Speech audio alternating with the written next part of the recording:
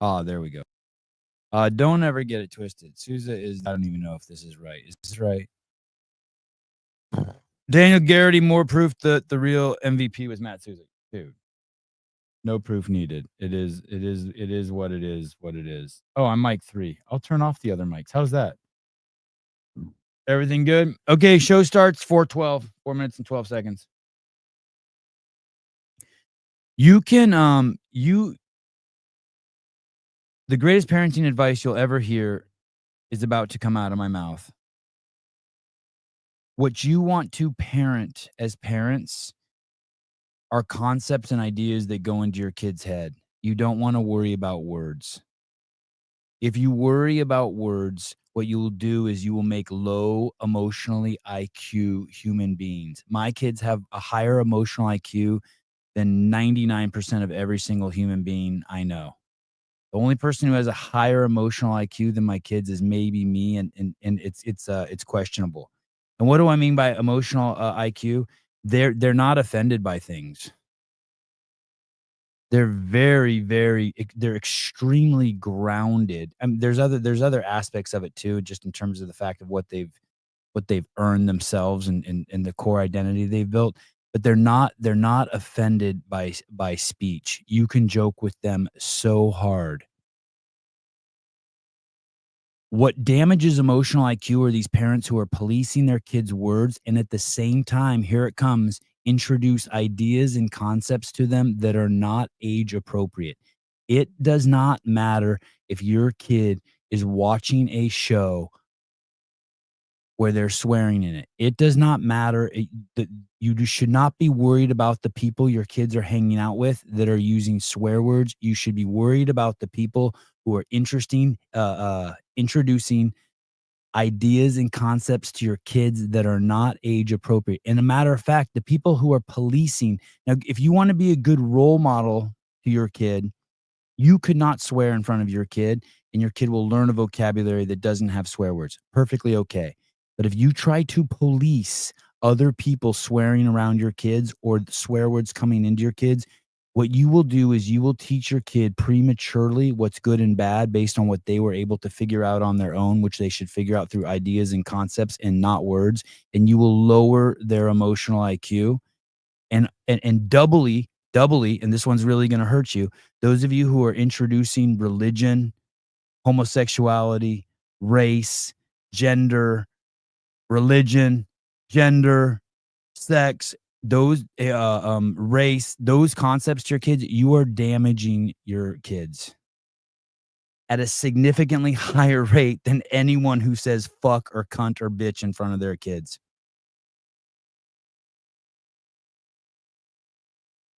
You have to, once you grasp that, those things can come into your kid's life. At some point, it will come into your kid's life. But if you start planting those things into your kids as dogma or as reality, you're stifling your kid's own growth.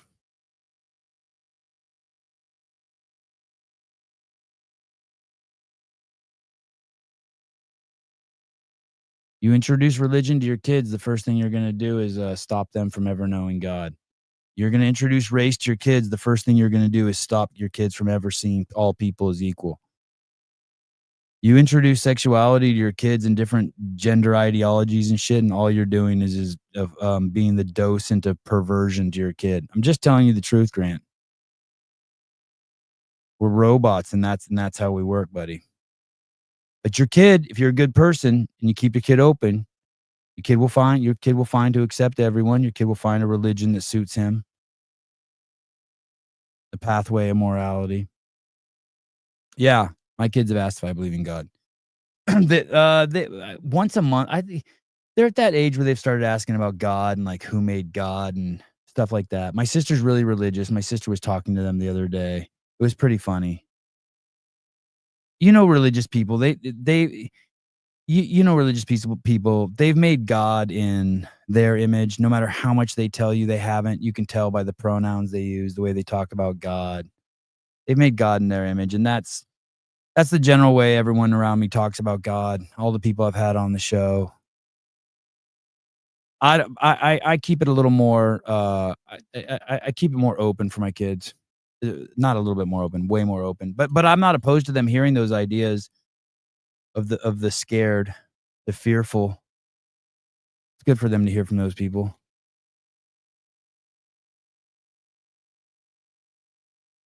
I don't let people talk to my kids about sex or what it means to be gay or the difference between black people and white people outside of just, like, the biology of it. I don't let them introduce ideas of privilege or any and none of that bullshit. That shit, though, they'll figure out on their own. No, we live with God and as God, keeping it real. You talk about God. You don't have to it's not a topic like that.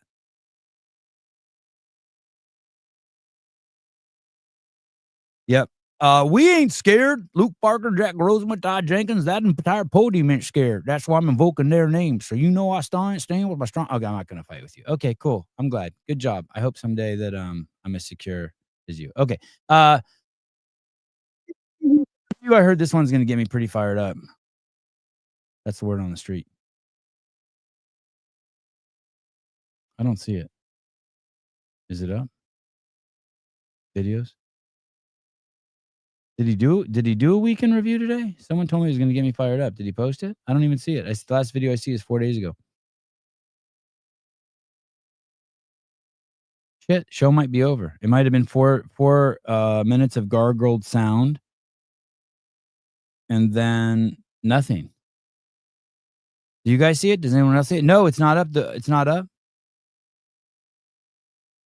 The real word on the street is there is no weekend review. Oh shit. All right. What do you guys want to talk about then? I'm sweating like a pig. I did my first workout in 5 days. I came home from the Syndicate Crown and my shoulder's great. My shoulder's great. Hi Sevan podcast. Can you please interview Trista Smith? Love you guys. Have a great day. I interviewed Trista Smith. I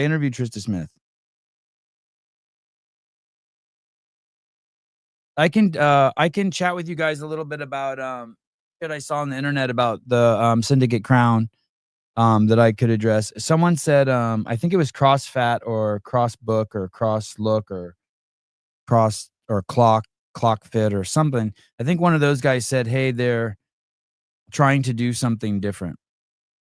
Uh, I just thought that was interesting because we were not trying to do anything different. I don't think we were trying to do anything different. We were just doing what we know how to do. So we weren't like, "Hey, let's do this and let's do that." We were just it's to be different. We were like, "Hey, let's do this and let's do that because it'll be cool and we want to do it." Um, and most of the shit we wanted to try, we didn't even get to try, that we wanted to do, like, we wanted to film in the corrals and shit like that because we got there and we were just completely overwhelmed. Someone sent me a clip of Brian Friend saying that, he was surprised that the, stream wasn't better with all the, technical expertise we had. Uh, there's Matt Souza, who has absolutely no filming or streaming expertise. He owns a CrossFit affiliate. And he went to art school, and he was a graffiti artist. There was Tyler Watkins, who's an accountant. There was Brian Spin. I think he does something with real estate. There was Brad Asaraf. He is a devout Christian and I think he's maybe like a PhD student or a master's student or a double PhD student in like biblical languages and dead languages. There was John Young, who what the fuck John Young does, but he's no expertise. There was Bill Grunler, who is a fire captain, retired fire captain. There was me. I was the media director of the fastest growing company in world history. I'd never done any live streaming except for here at my podcast. I'm trying to think. Who else was on the team? There was Spin's wife for moral support. There was Caleb Beaver. He's a I don't know if I'm allowed to tell you what he is, but he's in the military and he does nothing with electronics or video. There was Taylor Self, who is a the fittest man with the biggest fitness game show on the planet, and his buddy Bryson, who actually Bryson and trying to think. I think Bryson and I probably have the most media experience. Bryson has like I probably have like what do I have? Probably have like I'm approaching 30 years of filming shit. But Bryson probably almost has like a year or 2 years of filming shit. Mm. So there's that. The Bryson. Uh Anyone else? Else am I forgetting on the team? Oh, Jenny. Jenny Jenny Jenny Jenny has the third most experience. She got her first camera 4 months ago and now has probably one of the most popular shows in the CrossFit space, Dense Updates. But she just learned how to edit, I think 4 or 5 months ago. I don't think she's ever done any live streaming. Who else? Anyway, it was bizarre that it was bizarre. It was that was a little I think he had that wrong. People are saying that it was more of a podcast than a broadcast. But I think it just shows how moronic people are. So that's like saying something is more paleo than zone.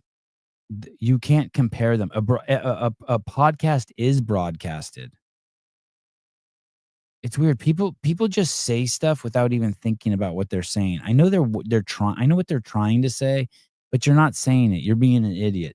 Zone is the quantity of food and how it's split by macronutrients, and paleo is the quality of food, the kind. A broadcast is what everyone does, whether I'm broadcasting from my mouth, on my Instagram, on YouTube, on ESPN, and podcast is a kind of broadcast. And so if you say it's more podcast than broadcast, all you're saying is that I'm retarded and stupid.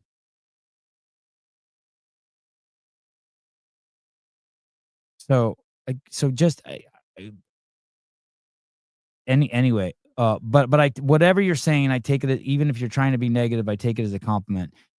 It's gratifying to know that the content is the only way you are moving forward is if you're getting people to make opinions and decisions.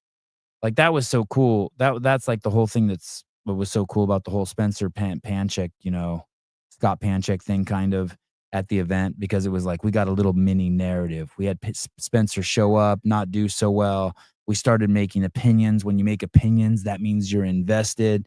And then Spencer had some opinions about our opinions, about his opinions, about his opinions, about his performance, about our opinions versus his performance. And then those opinions mean we're all invested and we're getting tangled up. And then Spencer from there changed the story and took control and won 3 in a row. And then all of our opinions got thrown up in the air and we had to rework them out. And it's good. It's like, it's what's the narrative. It's the drama.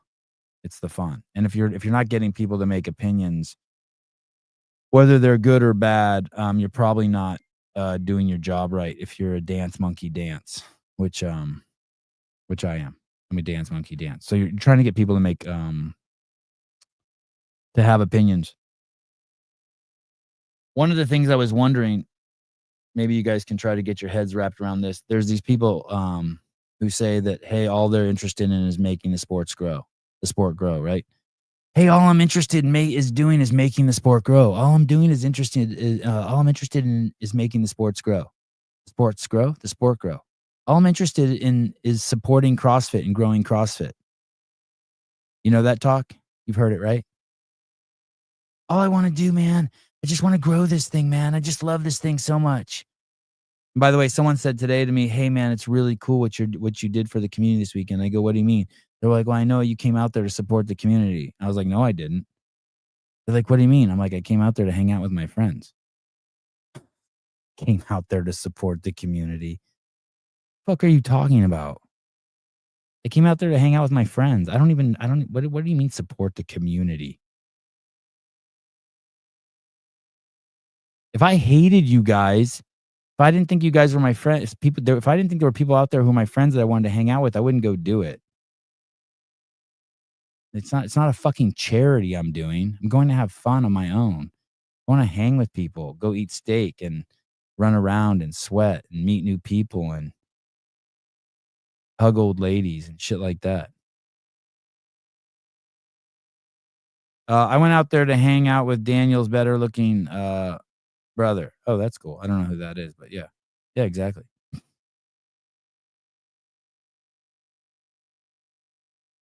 And so, no, no, it doesn't. No. Oh, yes, it does. Broadcasting typically refers to live, real-time, transmission. That means nothing. Of content over radio waves, often with a set schedule. Podcasts, on the other hand, are pre-recorded and Look at and you just proved my point right there. You just proved my point right there. Broadcast typically refers to live, that means nothing. Real-time transmissions. How are there transmissions that aren't live and, how are there, transmissions that aren't live in real time? Even pre-recorded shit is transmissioned in live in real time. You see what did you copy and paste that, Jeffrey, don't piss me off. I'm like, do not piss me off, please.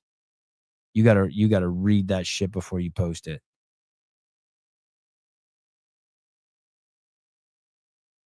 Often with a set schedule. My podcast has a set schedule. That's just a take 2. I'm gonna give you a pass on that. I'm gonna give you I'm gonna give you a pass. Oh, maybe we're according to this definition, you'll okay, sorry, shit. I was reading into what you were saying. My bad. Back it off, Sevy, back it off. Just tiptoe out of the room. Tiptoe out of the room, Sevy. Sorry, Jeffrey. All right. According to this definition, you only broadcast. Yeah, thank you. Sorry. Sorry. You were arguing my point. I'm a jackass. So if your only goal is to grow CrossFit, let's say it's man, I'm only because that's what people say to me. I only want to grow CrossFit. I only want to grow CrossFit. Well, you know the two biggest areas of media. You guys know. You guys know. Someone guess for me. What are the two biggest media entities, media genres? What are the two biggest media genres?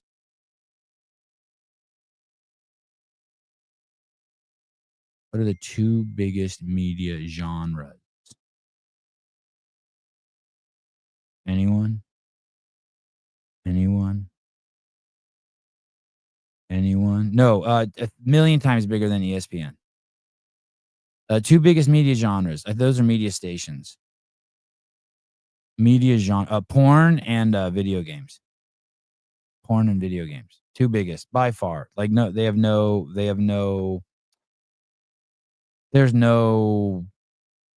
there's like no second place. Your mom. They rule the roost. Yep. Thank you, Magnus. Porn and video games. Yeah. So you think about that. And you know that those people are lying already, right? They don't even know what they're saying. All I want is for CrossFit to grow. And those same people will tell you like, "Hey man, this shit has to be family oriented, man. This shit has to be family oriented." And that's cool. Maybe it being family oriented is the best way for it to grow. Family oriented porn and video games, totally. I see it all day long, right? You see the contradiction there. But let's just use a little common sense and be like, okay, Sebi, you know that porn's going too far, and they don't mean just making the whole thing video games. They just want it to grow. And they want it to grow, but they want it to be respectable. Okay, I got you. So you want it to be G rated for 10-year-olds, and you want it to grow, and you want it to be okay to have a little bit of religious scripture in there, even though that will alienate 50% of the audience, but you're okay with that also. But if the humor goes to 15-year-old boy humor, you're not okay with it. Even though that may draw in an audience that's 10 times the size, 100 times the size, 1,000 times the size.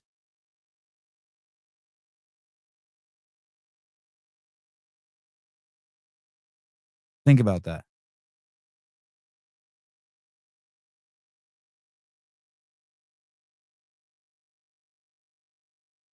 On one hand, you want it to grow.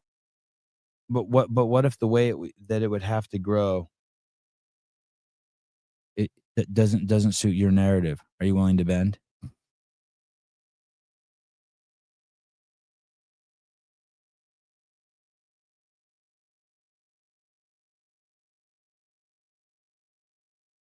I sure as hell don't want any feedback from athletes who aren't promoting the event.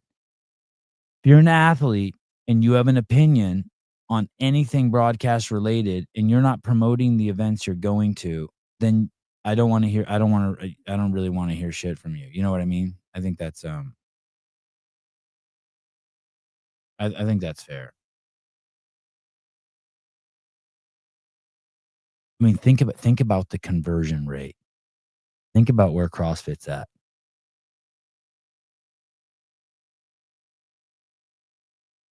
If Brooke Wells had 1.8 if Brooke Wells has 1.8 million Instagram followers and the live stream has 5,000 views. And if they're all there to see her, which I would argue they're not, I would argue that 1% of them was there to see her. But let's say all 5,000, 100% were. That means her conversion rate is 0.33%, third of 1%. Uh, wow. Hey, I do have to thank you guys. Vindicate did extremely well at the event. Holy Balls sold out, and Gabe sold a shit ton of coffee. He said that they did those 3 booths, Vindicate and Paper Street, but did better, I think, at Syndicate Crown than they did at Wadapalooza. Is that crazy?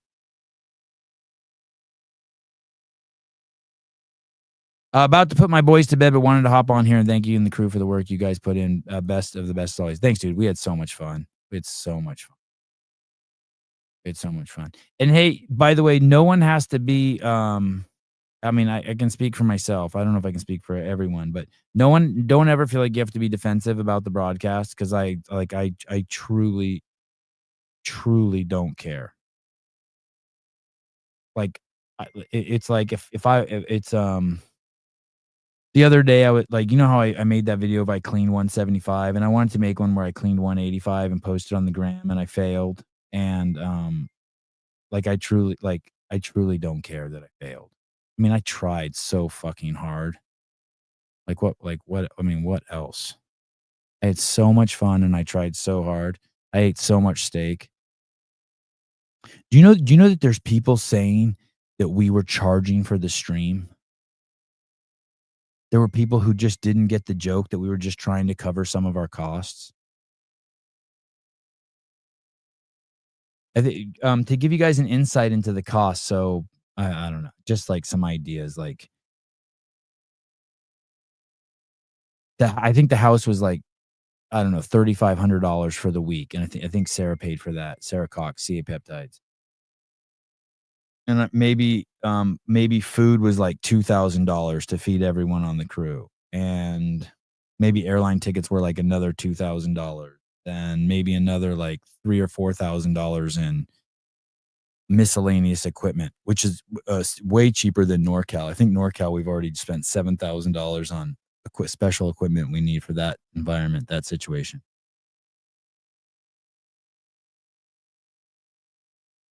But so when you guys don't like, I wanna say, I think on the first day, we made like $1,400 in $1.99 donations. Oh, and that one person donated $499. And so when you guys do that, that shit really helps. That shit's cool as shit. I love that. But yeah, but someone like when I say, I mean, does it please tell me, be honest. Does anyone when I say, "Hey, if you don't pay $1.99, you can't watch or the stream's gonna turn off for you." Does anyone here actually believe that? Like, does anyone know that's not a bit? Please, for fuck's sake. There's people there's a sh there's there it th I'm seeing the comments and people are telling me they're getting emails. I think Wilson may have got an email or something saying, "Hey, they're charging for the stream." Even Brian Friend thought we were charging for the stream.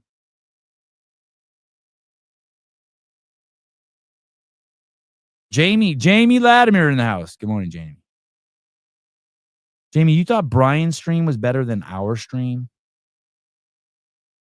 Fair. All right. I'll go back and look at his stream. You know, I think Scott said that that would be stupid if someone said that. Did you see that comment, Jamie? I wish he would have said that to you on the air. No. No what? No, you did say that. I watched the show. You said Brian's stream was better than our stream. I ain't mad at you, though. You didn't say that? You listen, is that true? This is what I heard. Maybe I'll go back and listen. You said that it's better, and Caroline said that she watched 5 minutes. Is that her name? Carolyn Prevost. Carolyn Prevost said that I always could say her name, the whole name, Carolyn Prevost. So for a second, just saying Carolyn was weird. She got one of those names where you always say the whole name. No, Sevan, those were not my words. Those were not my words. Oh, I paid $19.99, as you should. I paid $4.99. Oh, stop it. Oh, stop it, Alex.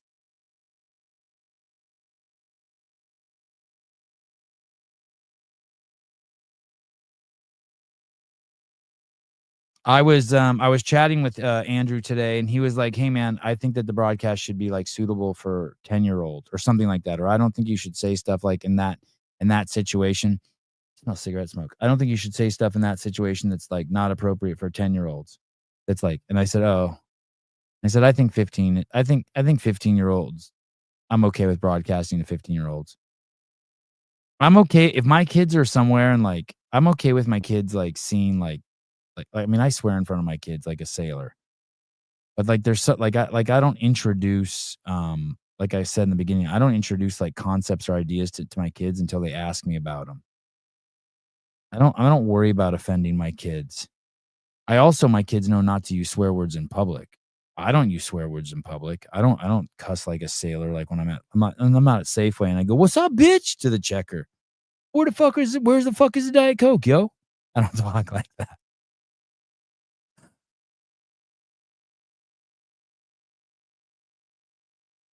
But I don't think there's any problem. We're not trying to do anything different. We could curtail probably the swearing. I wouldn't have done some of the sexual innuendos. I think the two things that I said there were two things I said on the broadcast that I don't think I'd say in front of my kids. I said someone said something on the stream about they were both in defense of CA peptides, I think. I think someone said the stream's not professional. I told them to lube up and grab their ankles. I'll be over in 10. And then I called some other chick a bitch. The oh, no, that I would say in front of my kids. Like, "Hey, you wanna go after my sponsors? Cool. Well, that's fine. That'll be fun drama for me to call you a bitch on the air. That'll catch everyone off guard a little bit. Like, wake everyone up. Like, 'Oh, shit. What'd he just say? What'd he just say?'" The broadcast wasn't even vulgar. I know. I know it wasn't. I would have no issues with my kids watching 15 hours of sports, and the only crazy shit they got is John saying he never pulls out or something. I think he made a 2 inches joke. I called someone a bitch, and then I told someone to grab their ankles in what, 15 hours of broadcasting or 21 hours of broadcasting. I would be more concerned I honestly, I'd be more concerned if they saw Henry working out with a toothpick and they thought that was cool. I mean, I think it's cool. I just don't want my kids to think it's cool. Do you know what I mean? I don't want an 8-year-old because I used to try to take toothpicks out of the house and bring them in the car and put them in my mouth when we were driving, and my mom and dad did not tolerate that. Like, oh, we'd be like at a restaurant, and you're leaving, you get a toothpick.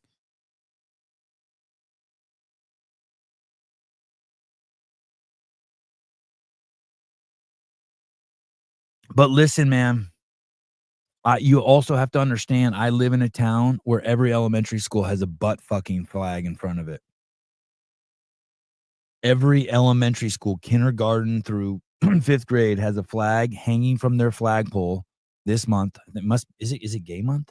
Is it Pride month? Just started seeing them everywhere, Pride month. Oh, yeah. Fucking A, this summer, of course. Every elementary school in my town has a butt fucking flag in front of it. Imagine that. Seriously. I would rather, I would not say that word in front of my kid, butt fucking. I don't introduce concepts to my kid of sexual orientation.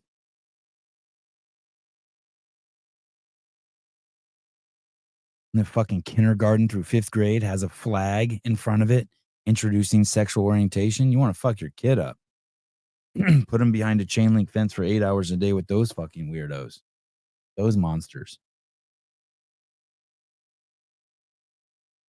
I have no issues if my kids end up, being gay or whatever the fuck they wanna be. I'm not introducing that shit to them when they're 5, 6, 7, 8, 9, or 10, or 11, or 12, or ever. I'm not introducing pussy to them, heterosexual sex to them ever either. I'm not introducing sex to them. I'm here so they can ask me about it. My sons are so proud already that they pull their foreskin back and keep their penis. Hey, just talking about you. What's up? Hi. Oh, gotta go. Boys are here. Oh my god. Look at you. Oh my god. In a week, it grew crazy. I'm out. I love you guys. You guys want to stay on? No, I'm gonna get off. Love you guys. What are we gonna do? Trampoline?